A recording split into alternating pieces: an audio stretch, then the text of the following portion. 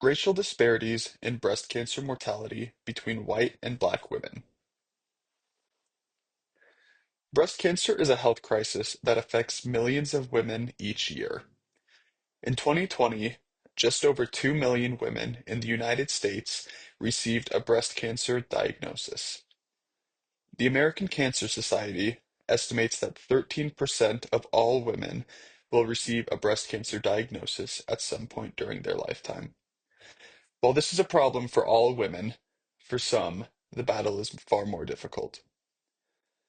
The data in these charts show interesting trends with counterintuitive results.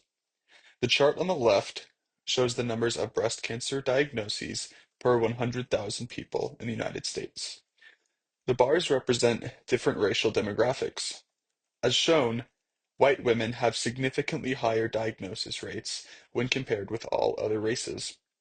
The other chart shows 5-year relative survival rates broken down by race and cancer stage.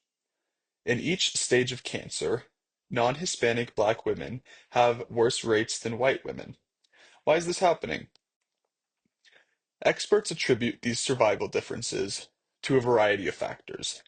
Biologically, black women are marginally more likely to have certain mutations in the BRCA1 and BRCA2 gene that lead to more aggressive tumor types.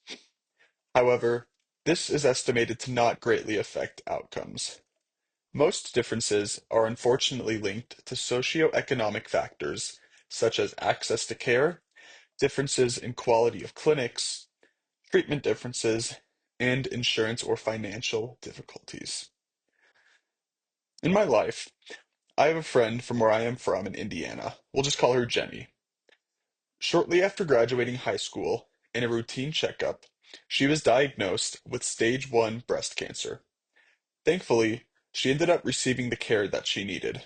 However, it did not come without difficulty due to her Medicaid not cooperating. Treatment was held out for months while working through these issues.